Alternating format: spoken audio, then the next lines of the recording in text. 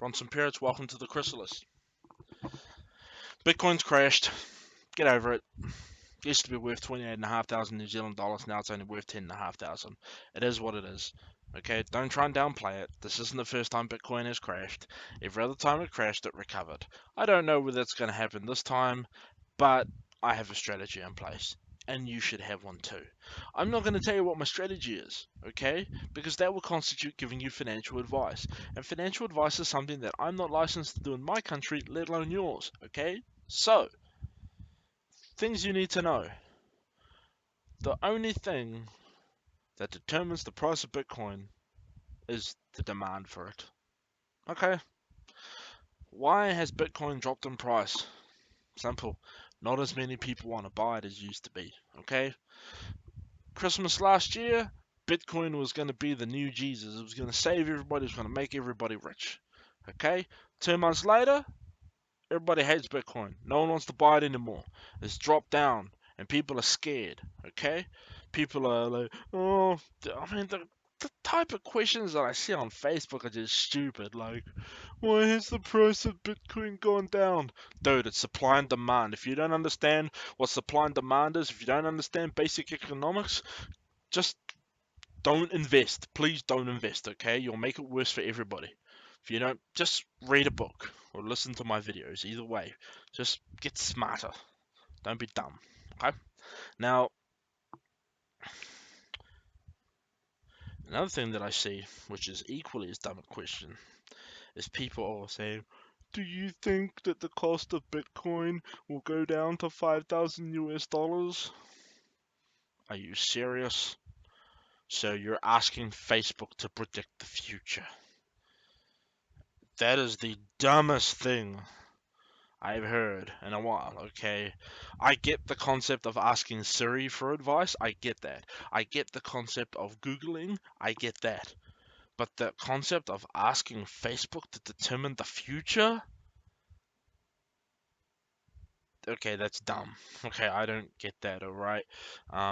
Yeah. Well, actually, I do.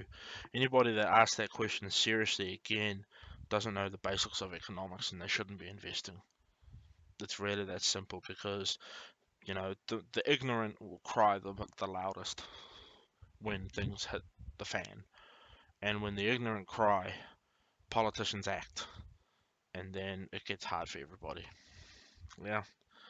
So let's talk about why the demand for Bitcoin has weakened. Right. I'm going to talk about three different events that I believe have really reduced the demand. Number one is the South Korean government's efforts to regulate Bitcoin. Now, the South Korean government in and of itself is not responsible for the drop in Bitcoin pricing. It was doing what any responsible government would do, which is it was trying to close the tax loopholes. Right? The South Korean government was concerned that its citizens were using Bitcoin and other cryptocurrencies as a way to make tax-free income. So they wanted to close those loopholes. What they did is that they shut down several anonymous Bitcoin cryptocurrency exchanges. They didn't shut down the legit ones, okay? They didn't shut down the ones where you have to validate your ID. It was only the ones where there were no questions and no IDs. They shut those ones down, right? Now people started getting scared because the South Koreans love cryptocurrency, right? And when people are afraid, people do stupid things. So they started to sell their Bitcoin at a loss. A lot of people saw that the price was going down, and so they were like, "Ooh, I don't know if I want to touch this Bitcoin thing," right? In other words, it was fear, uncertainty, and doubt. It was silliness. But the South Koreans' efforts to regulate their cryptocurrency activities did contribute to this. They're not responsible. At the end of the day, the market is responsible. Okay, people are dumbasses. People should be doing their research, they should be reading, they should be studying, and they should be creating their own strategies instead of being sheep. But humans aren't like that. If they were, then the price of Bitcoin would have gone up because people would have realized, holy hell, Bitcoin's on sale. Yeah, baby, I'm going to cash in. But they didn't. Okay? They just didn't. And Bitcoin is not alone in acting like this. All commodities, flour, rice, water, cheese, butter, they all act like this. The number one thing that influences the pricing of a commodity is the demand. When demand exceeds supply, prices go up. When demand does not exceed supply, prices go down. It's that simple. It happens with every single commodity. Bitcoin and other cryptocurrencies are not the exception. You really need to nail this down, alright? Um, when China banned ICOs, that was another factor.